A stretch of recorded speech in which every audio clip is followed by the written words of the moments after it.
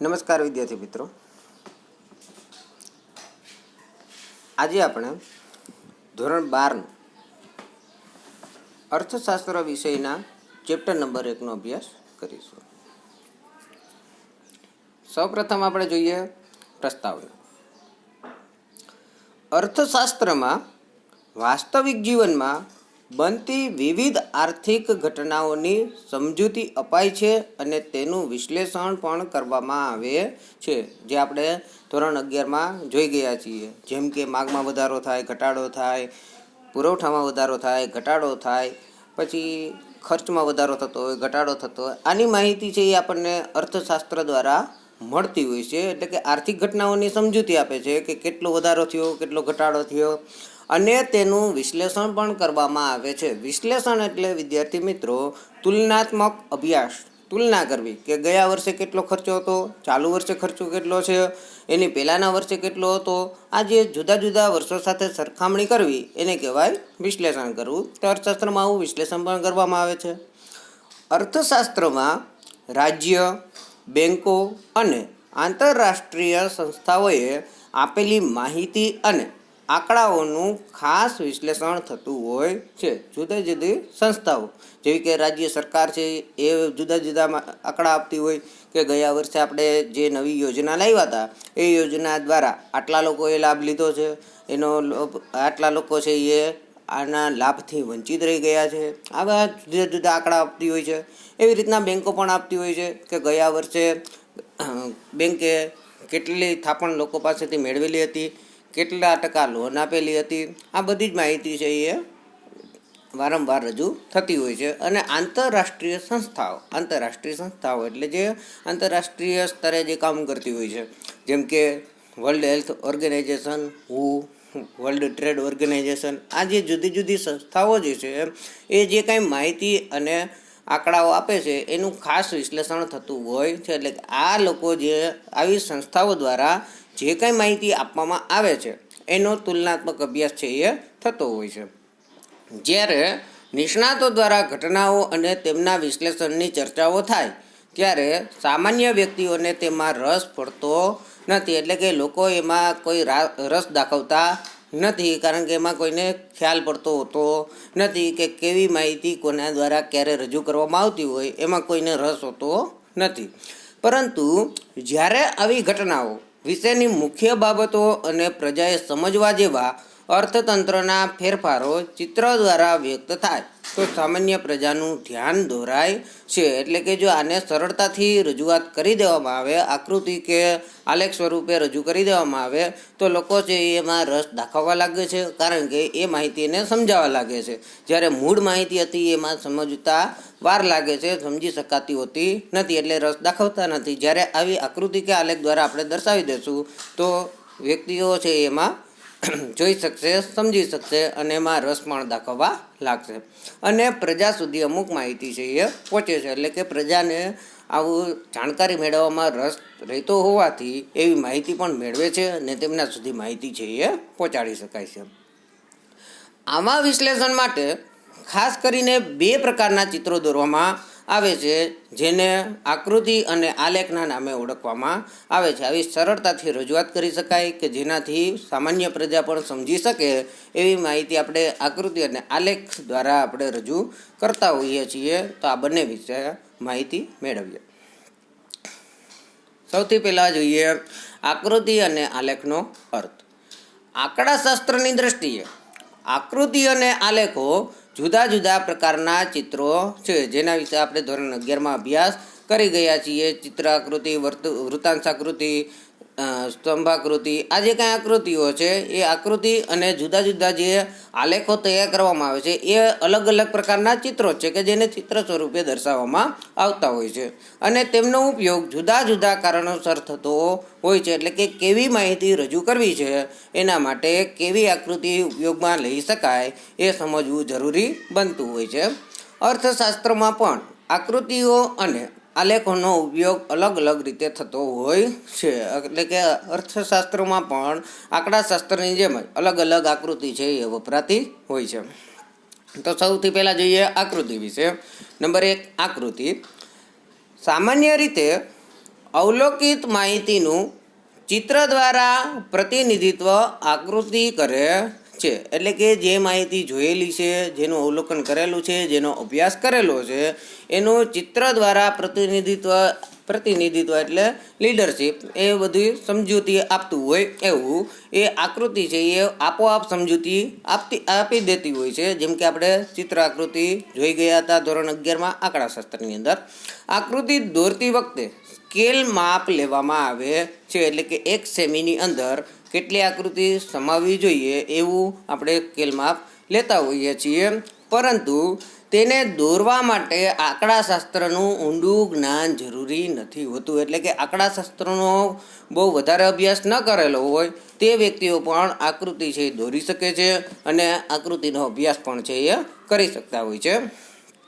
બીજા શબ્દોમાં કહીએ તો આકૃતિ સ્વયં સ્પષ્ટ માહિતી માટે દોરવામાં આવે છે. એટલે કે જે માહિતી સમજવામાં બહુ જ અઘરી ન હોય, ખૂબ જ સરળ હોય તેવી માહિતી માટે આકૃતિ દોરવી છે એ સરળ બનતી હોય છે.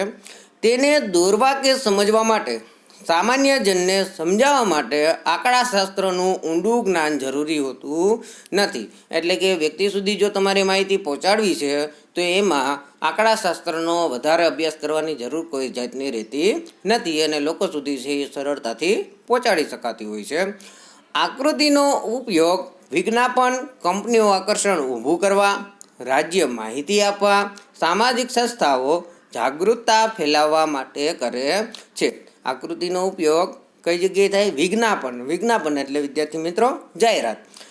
કંપનીઓ આકર્ષણ ઊભું કરવા, એટલે કે આકર્ષણ ઊભું કરવા. કોને આકર્ષણ ઊભું કરવા? તો કે જો એ વસ્તુ વેચવાની દ્રષ્ટિએ હશે તો કસ્ટમરને એટલે કે ગ્રાહકોને આકર્ષણ ઊભું કરવા માટે, એટલે કે કસ્ટમર જે છે એ વસ્તુ ખરીદી શકે એટલા માટે, ખરીદવા માટે એ કંપની તરફ પ્રેરાય એના માટે. અથવા તો જો કંપની શેર બહાર પાડતી હોય તો એની માહિતી આપશે કે ભાઈ ગયા વર્ષે કેટલો નફો હતો, એની પહેલા વર્ષે કેટલો નફો હતો, છેલ્લા 5 વર્ષનો જુદો નફો દર્શાવશે અને કંપની છે એ કેવી રીતે નફામાં વધારો કરી રહી છે એ જણાવશે. જેથી કરીને તેના શેર હોલ્ડરો એટલે કે વ્યક્તિઓ એના શેર ખરીદવા તરફ પ્રેરાશે. રાજ્ય માહિતી આપવા માટે, એટલે કે રાજ્ય જે કંઈ યોજનાઓ લાવ્યા હોય એનો ઉપયોગ કેટલા લોકોએ કર્યો છે, કેટલા લોકો સુધી આ યોજના પહોંચેલી છે એ માહિતી આપે છે. સામાજિક સંસ્થાઓ જાગૃતતા ફેલાવવા માટે કાર્ય કરે છે. એટલે કે જુદા જુદા જે રોગચાળા ફેલાતા હોય એનાથી બચવા માટે કેવી કાર્યવાહી કરી શકાય, કેટલા લોકો છે એનો ભોગ બનેલા છે, હવે કેવી રીતે બચાવી શકાય એવી માહિતી છે એ સામાજિક સંસ્થાઓ આપતી હોય છે. તો આ લોકો આવી આકૃતિનો ઉપયોગ કરી અને લોકો સુધી માહિતી છે એ પહોંચાડતા હોય છે. આ તે આકૃતિ. હવે જોઈએ આલેખ વિશે. આલેખ પણ અવલોકિત માહિતીનું ચિત્ર દ્વારા પ્રતિનિધિત્વ કરે છે. એટલે કે જેવી રીતના આકૃતિ આપણને સ્વયં સ્પષ્ટ સમજાતી હતી એવી જ રીતે આલેખ પણ એની જ રીતે માહિતી છે એ આપતું હોય છે. પરંતુ આલેખ માટે વધારાની માહિતી સ્વયં સ્પષ્ટ હોતી નથી. એટલે કે જોતાં જ વધારાની કંઈ માહિતી ખ્યાલ આવી જતી હોતી નથી. જ્યારે આકૃતિને જોતાં જ ખ્યાલ આવી જતી હોય. જુદા જુદા ચિત્રો મૂકેલા હોય, દાખલા તરીકે એક સ્કેલ માપમાં માનો કે તમે 2 લેમ્પ દર્શાવેલા હોય અને તમે 10 લેમ્પ દર્શાવશો તો એ બતાવશે કે અહીંયા 20ની માહિતી છે. જ્યારે આલેખની અંદર આવું સરળતાથી સ્પષ્ટ થઈ શકતું હોતું નથી.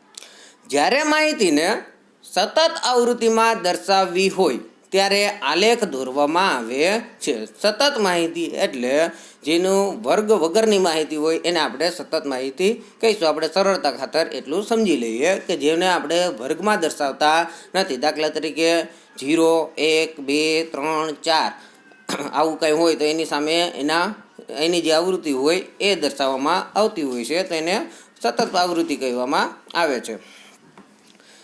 સતત આવૃત્તિમાં અપાયેલી માહિતીને સ્પષ્ટ કરવા માટે આંકડાશાસ્ત્રનો સાધનોનો ઉપયોગ છે એ કરવો પડે છે. એટલે કે આંકડાશાસ્ત્રના જે જુદા જુદા સાધનો છે, પરિકર હોય, ચેક રબર હોય, પેન્સિલ હોય, સ્કેલ હોય, આ ગ્રાફ પેપર છે, જે કાંઈ સાધનો છે તમામ સાધનોનો ઉપયોગ છે એ કરવો પડતો હોય છે. વળી અન્ય પ્રકારની અસ્પષ્ટ આંકડાકીય માહિતી માટે પણ આલેખ છે એ દોરવામાં આવતો હોય છે. એટલે કે જે સ્વયં સ્પષ્ટ ન થતી હોય, એટલે કે જે સમજવામાં બહુ અઘરી હોય એના માટે પણ આલેખ છે એ દોરવામાં આવતો હોય છે. આલેખને દોરવા માટે અને સમજવા માટે આંકડાશાસ્ત્રનું જ્ઞાન જરૂરી બને છે. એટલે કે જે વ્યક્તિએ આંકડાશાસ્ત્ર સમજેલું હશે એ વ્યક્તિ આંકડાશાસ્ત્રનો જ્ઞાન હોવાને કારણે આલેખ દ્વારા છે એ માહિતી સરળતાથી સમજી પણ શકે છે અને સમજાવી પણ શકે છે. એક્સ અને વાય ધરી દ્વારા દોરાયેલા ચતુર્થાંશોમાંના એક કે એકથી વધુ ચતુર્થાંશ પર આલેખ છે એ ફેલાઈ શકે છે. અહીં ચતુર્થાંશ એટલે બીજું કાંઈ નહીં વિદ્યાર્થી મિત્રો, આપણે જે ગણિતમાં આની પહેલાં જોઈ ગયા છીએ, પ્રથમ ચરણ, દ્વિતીય ચરણ, તૃતીય ચરણ ને ચતુર્થ ચરણ. આ જે ચરણ આવે છે એ ચાર ચરણને ચતુર્થાંશ તરીકે ઓળખવામાં આવે છે. આમાંથી કોઈ પણ એક ચરણને આપણે વિશાળ સ્વરૂપે દર્શાવતા હોઈએ છીએ અને ચોક્કસ સ્કેલ માપ વિના આલેખ દોરવો અશક્ય બને છે. એટલે કે એમાં સ્કેલ માપ છે એ જાળવવું જરૂરી બનતું હોય છે. સ્કેલ માપ જાળવીને જ એની માહિતી છે એ રજૂ કરી શકાતી હોય છે. સ્કેલ માપ વગર માહિતી છે એ યોગ્ય રીતે રજૂ થઈ શકતી હોતી નથી. સામાન્ય રીતે આલેખ ગ્રાફ પેપર પર દોરવામાં આવે છે, જેને આલેખ પેપર પણ કહેવામાં આવે છે, જે આપણે પરીક્ષામાં સાથે આપતા હોઈએ છીએ એને ગ્રાફ પેપર કહેવામાં આવે છે. આ ગ્રાફ પેપર ઉપર જ સામાન્ય રીતે આલેખ છે એ દોરાતો હોય છે. આલેખનો ઉપયોગ સંશોધનકારો દ્વારા તથા ઉચ્ચ શિક્ષણમાં વધુ કરવામાં આવે છે. એટલે કે જે લોકો સંશોધન કરતા હોય, નવી નવી માહિતી એકઠી કરતા હોય અને એનો જે તુલનાત્મક અભ્યાસ કરવો હોય એ લોકો આલેખનો ઉપયોગ કરે છે. તથા ઉચ્ચ શિક્ષણમાં એટલે કે હાયર સેકન્ડરીમાં, કોલેજમાં, માધ્યમિકમાં આમાં છે એ આલેખનો ઉપયોગ વધારે પ્રમાણમાં થતો હોય છે. સામાન્ય પ્રજાને માહિતી આપવા માટે આલેખનો ઉપયોગ થતો નથી. એટલે કે સરકાર દ્વારા જે માહિતી જાહેર કરવામાં આવે છે, સરકાર આવી માહિતી જાહેર કરવા માટે આલેખનો ઉપયોગ કરતા હોતા નથી. એ ચિત્રાકૃતિનો જ ઉપયોગ કરતા હોય છે. હવે આપણે સતત આવૃત્તિ અને અસતત આવૃત્તિના ઉદાહરણ આપેલા છે એ જોઈએ. કોષ્ટક 1.1, 1.2 અને 1.3 ને વિગતે સમજીએ. સૌથી પહેલાં આપેલું છે અસતત આવૃત્તિનું ઉદાહરણ. કોષ્ટક 1.1માં જોઈએ, કિંમત છે એ 1, 2, 5, 7, 10 એટલે કે અલગ અલગ આંકમાં દર્શાવેલી છે. માગ જે એકમમાં દર્શાવેલી છે 100, એટલે કે જ્યારે કિંમત 1 રૂપિયો છે ત્યારે માગ છે એ 100 એકમ છે. કિંમત છે એ 2 રૂપિયા છે ત્યારે માગ છે એ 80 એકમ રહેલી છે. એ જ રીતે છેલ્લે કિંમત 10 રૂપિયા થાય છે ત્યારે માગના એકમો પણ 10 થતા હોય છે. તો આ જે છે એ સતત આવૃત્તિનું ઉદાહરણ હતું કે જેમાં વર્ગ પાડવામાં આવતા હોતા નથી. ત્યાર પછી જોઈએ સતત આવૃત્તિના ઉદાહરણો. સતત એટલે વર્ગ પાડવામાં આવતા હોય તેવા. આવકનો વર્ગ જોઈએ તો 10,000 થી 20,000નો જે આવક ધરાવતો જે વર્ગ છે એમાં લોકોની સંખ્યા છે 500. 20,000 થી 30,000ની આવક ધરાવતા હોય એમાં લોકોની સંખ્યા છે 300. 30,000 થી 40,000ની આવકના લોકો છે એ 100 છે. આ છે 1.2નું કોષ્ટક છે એ દર્શાવે છે. એટલે કે જે વર્ગીકૃત માહિતી દર્શાવવા માટે સતત આવૃત્તિ છે એ કહી શકાય. એનું સતત આવૃત્તિનું બીજું ઉદાહરણ આપેલું છે કોષ્ટક 1.3 દ્વારા. ગુણનો વર્ગ છે એ 10 થી 19નો છે તો એવા વિદ્યાર્થીઓની સંખ્યા 50 છે. 20 થી 29 સુધીના ગુણ મેળવનારા વિદ્યાર્થીઓની સંખ્યા છે એ 30 રહેલી છે. 30 થી 39 ગુણ મેળવનારા વિદ્યાર્થીઓની સંખ્યા 10ની દર્શાવેલી છે. આ અસતત આવૃત્તિના ઉદાહરણો અને સતત આવૃત્તિના ઉદાહરણ. ત્યાર પછી જોઈએ અર્થશાસ્ત્રમાં આકૃતિઓ તથા આલેખનું મહત્વ. કે હવે આપણે આ જોયું તો ખરા કે આકૃતિ દોરવામાં આવે છે, આલેખ દોરવામાં આવે છે, તો એ શા માટે દોરવામાં આવે છે? વિદ્યાર્થી મિત્રો, બોર્ડની એક્ઝામમાં 2 કે 3 માર્કમાં ક્વેશ્ચન પૂછી શકાય એવો ક્વેશ્ચન છે. ધ્યાન દઈએ થોડુંક.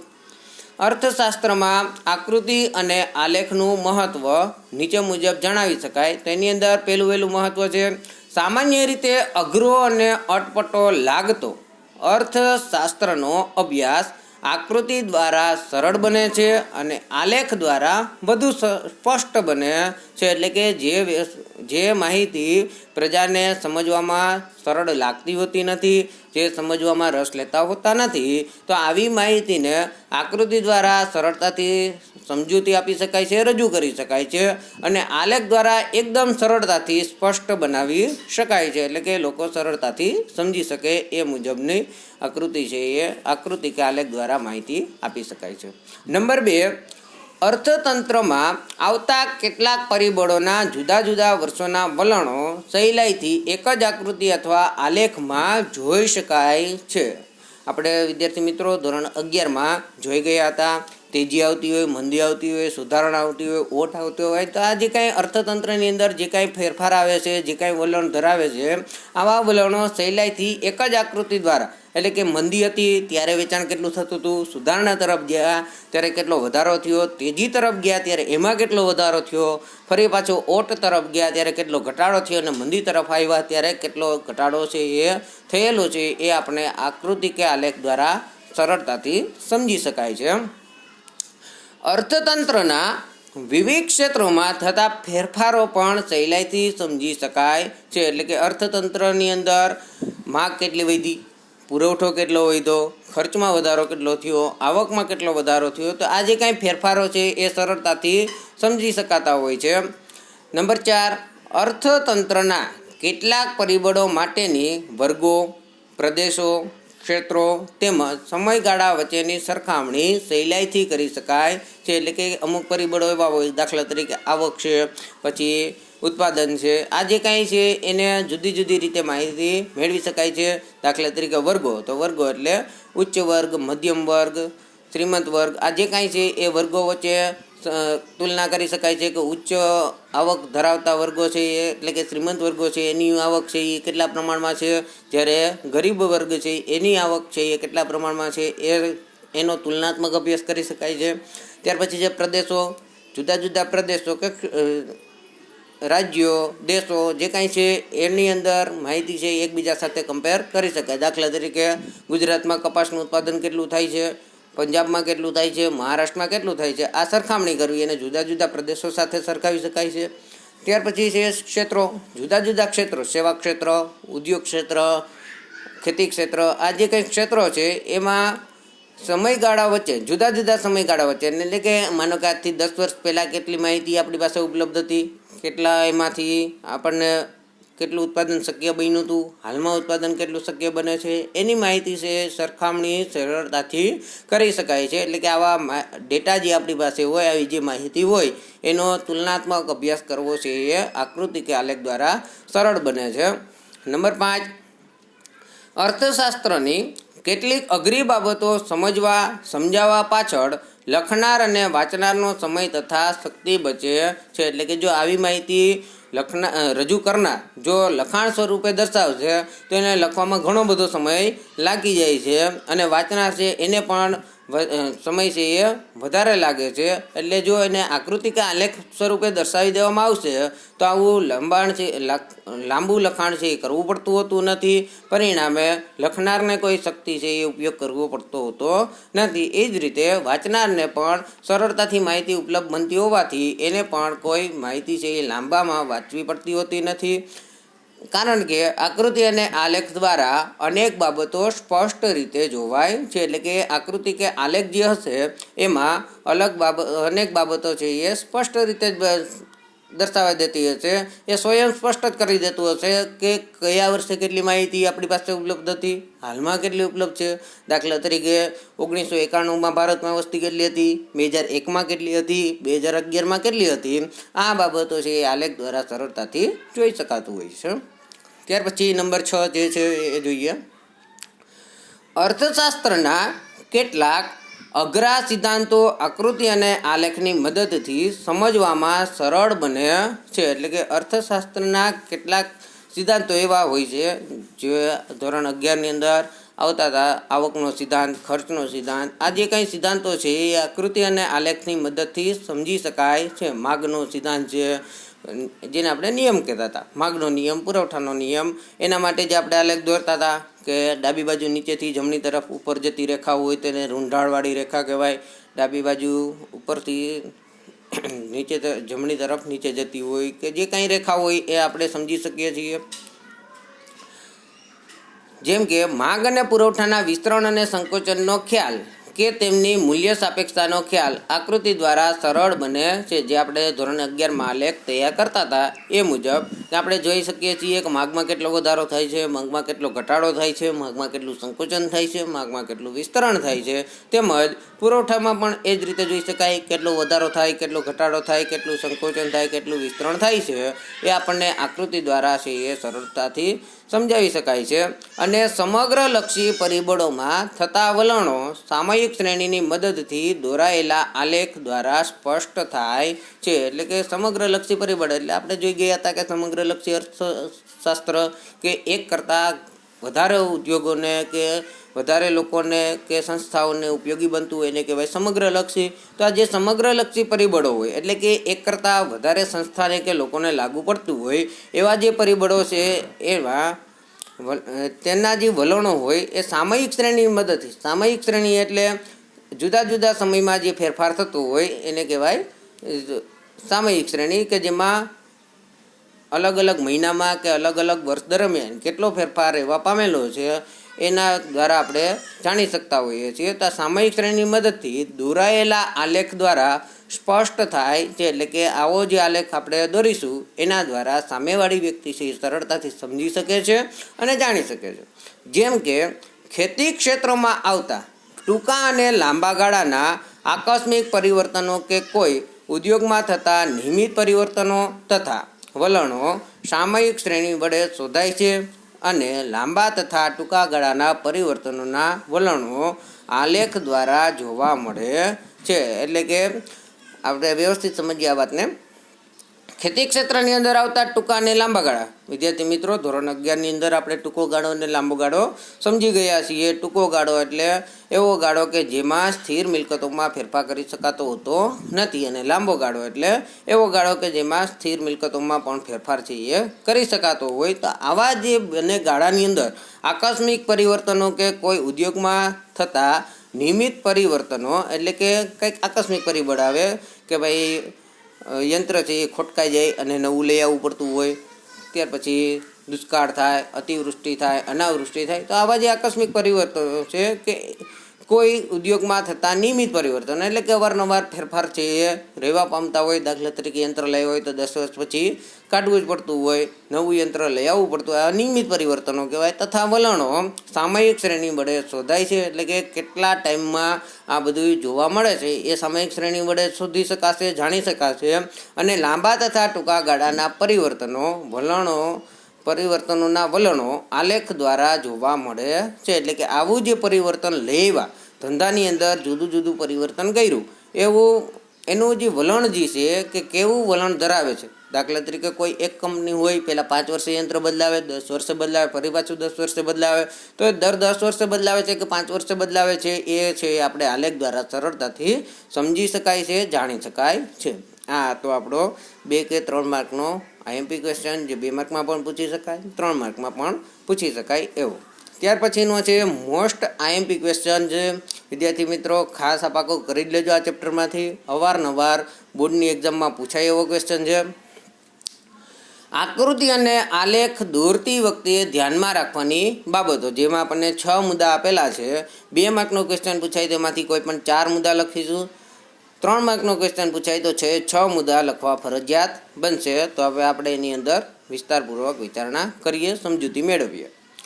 આકૃતિ અને આલેખનો હેતુ વિશ્લેષણ અને સરખામણી કરવાનો હોવાથી દોરતી વખતે કેટલીક બાબતો ધ્યાનમાં રાખવી જરૂરી છે. આપણે આગળ જોઈ ગયા કે આકૃતિ અને આલેખ જે છે એ તુલનાત્મક અભ્યાસ કરાવે છે, વિશ્લેષણ કરતું હોવાથી ક્યારેક અમુક બાબતો છે એ ખાસ ધ્યાનમાં રાખવી જરૂરી બનતી હોય છે. કારણ કે સ્વયં સ્પષ્ટ છે, પોતે જ સમજાવે છે કે કેવી માહિતી એમાં રજૂ કરવામાં આવેલી છે. એટલે કે જો એમાં વ્યવસ્થિત રીતે ધ્યાન રાખવામાં ન આવે તો માહિતીની રજૂઆત છે એ ખોટી થઈ જાય છે. તો આવું ન થાય એના માટે થઈને જુદી જુદી બાબતો જે છે એ બાબતો જોઈએ. નંબર 1, આકૃતિ અને આલેખના પ્રકારની પસંદગી અને રજૂઆત. એટલે કે કેવા પ્રકારની આપણે આકૃતિ દોરવી છે, ચિત્રાકૃતિ, વૃત્તાંશાકૃતિ, સ્તંભાલેખ, કે કયા પ્રકારની આકૃતિ આપણે દર્શાવી છે એની પહેલાં પસંદગી કરવી પડે અને એની રજૂઆત છે યોગ્ય રીતે થાય એ પણ જોવું જોઈએ. એની અંદર વિસ્તારપૂર્વક જોઈએ. કોઈ પણ ચિત્રને વધુ આકર્ષક અને અસરકારક બનાવવા માટે તેના પ્રકારની પસંદગી મહત્ત્વની બને છે. એટલે કે કયા આકૃતિ દ્વારા આપણી માહિતી જે છે એ સરળતાથી રજૂ કરી શકાશે એ પહેલાં આપણે જાણવું જોઈએ અને સમજવું જોઈએ. દાખલા તરીકે કેટલીક માહિતી વિભાજિત સ્તંભાકૃતિ તથા વૃત્તાંશ આકૃતિ બંને દ્વારા રજૂ થઈ શકે છે. દાખલા તરીકે માનો કે જુદી જુદી બે માહિતી હોય કે ભાઈ 5,000 આવક ધરાવતો વર્ગ જે હોય એ 5,000 આવક ધરાવતા વર્ગમાં શ્રીમંત વર્ગમાં પણ હોય, મધ્યમ વર્ગમાં પણ હોય. તો આ જે વર્ગવાળા છે એને આપણે અલગ અલગ વિભાજિત દ્વારા દર્શાવી શકીએ. ત્યાર પછી અમુક માહિતી એવી હોય કે સ્ત્રીઓને પણ લાગુ પડતું હોય, પુરુષને લાગુ પડતું હોય અને કુલ કેટલા છે એ જોવાતું હોય. તો એ આપણે જુદા જુદા સ્તંભાકૃતિ દ્વારા પણ સમજાવી શકીએ અને વૃત્તાંશ આકૃતિ દ્વારા પણ અલગ અલગ વૃત્તાંશ વર્તુળ દોરી અને અલગ અલગ અંશ લઈ અને રજૂ કરી શકતા હોય છે. તો એમાંથી કઈ આકૃતિની રજૂઆત વધુ અસરકારક બને તે માટેની પસંદગી કરવી જરૂરી બને છે. એટલે કે વૃત્તાંશ આકૃતિ દ્વારા પણ એ માહિતી રજૂ થઈ શકે છે અને વિભાજિત સ્તંભ આકૃતિ દ્વારા પણ માહિતી રજૂ થઈ શકે છે. પણ સામેવાળો વર્ગ એ સરળતાથી કઈ માહિતી સમજી શકે એમ છે એ આપણે પસંદગી કરવી જરૂરી બનતી હોય છે. નંબર 2, સ્પષ્ટતા. ચિત્રની રજૂઆત સ્પષ્ટ અને સ્વચ્છ હોવી જોઈએ. એટલે કે ચિત્ર જોતાં જ એની જે કંઈ માહિતી આપણે આપવા માગતા હોઈએ એ સમજાઈ જતી હોવી જોઈએ, સરળતાથી એ લોકો સમજી શકતા હોવા જોઈએ. વિવિધ વિભાજનોનો અલગ રંગ કે શેડ દ્વારા દર્શાવવા જોઈએ. એટલે કે જે વિભાજન આપણે અલગ અલગ કરવું છે, દાખલા તરીકે સ્ત્રીનો આપણે અલગ વિભાજન તરીકે દર્શાવીએ, પુરુષનું અલગ દર્શાવીએ અને કુલનું જે કંઈ હોય એ અલગ અલગ દર્શાવવા હોય તો એનો રંગ કે શેડ એટલે આપણે પેન્સિલ દ્વારા જે શેડ કરતા હોય, ત્રાસા લીટા કરતા હોય, આકૃતિ અલગ અલગ દર્શાવતા હોય એ શેડ છે, શેડ દ્વારા દર્શાવવા જોઈએ.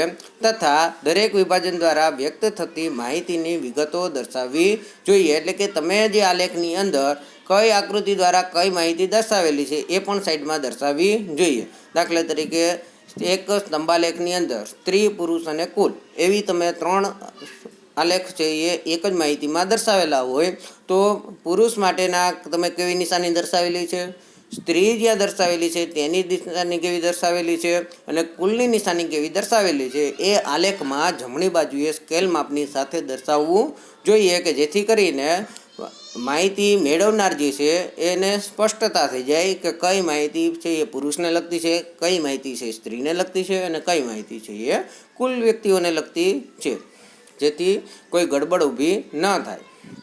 ત્યાર પછી નંબર 3, ચોક્કસ સ્કેલ માપ. એટલે કે સ્કેલ માપ છે એ યોગ્ય રીતે જળવાવું જોઈએ, ચોક્કસ જળવાવું જોઈએ. પહેલાં 2 સ્તંભ વચ્ચે જે ગેપ રાખેલો એટલો જ ગેપ બાકીના 2 તમામ સ્તંભો વચ્ચે રહેલો હોવો જોઈએ. એ મુજબનું જળવાય એને કહેવાય ચોક્કસ સ્કેલ માપ. વધારે વિગત જોઈએ.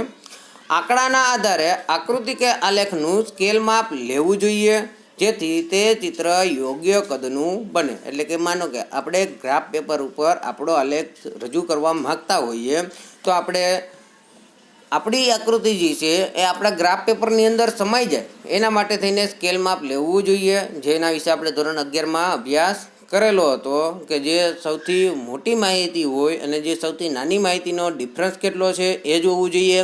આપણી પાસે ઉપલબ્ધ ખાના કે લીટી કેટલી છે એ જોવું જોઈએ અને એને સ્કેલ માપ મુજબ એને દર્શાવવું જોઈએ. કે દાખલા તરીકે કિંમતની અંદર 5નો ગાળો લેવો, 10નો ગાળો લેવો, 15નો લેવો, 20નો લેવો, 50નો લેવો એ આપણને સ્કેલ માપ દ્વારા ખ્યાલ આવી જતો હોય છે. તેથી કરીને માહિતીનું કદ છે યોગ્ય બને. એટલે કે બહુ નાનું પણ ન થવું જોઈએ અને એકદમ મોટું પણ ન થવું જોઈએ કે જેથી કરીને ગ્રાફ પેપર ઉપર માહિતી સમાઈ જ ન શકે. તો આ બંને વચ્ચે માહિતી છે એ વ્યવસ્થિત રીતે જળવાય એના માટે થઈને આપણે સ્કેલ માપ પણ છે એ ચોક્કસ લેવું જોઈએ. નંબર 4, આકૃતિ કે આલેખની બંને ધરી પરની વિગતો સ્પષ્ટ દર્શાવી. વિદ્યાર્થી મિત્રો, આપણને ખબર છે આલેખમાં 2 ધરી હોય છે, એક છે એક્સ અને બીજી છે વાય. એક્સ ધરી ઉપર કેવી રીતે માહિતી રજૂ કરી શકાય અને વાય ઉપર કેવી માહિતી રજૂ કરી શકાય એના વિશે આપણે આ અભ્યાસ કરી ગયા છીએ.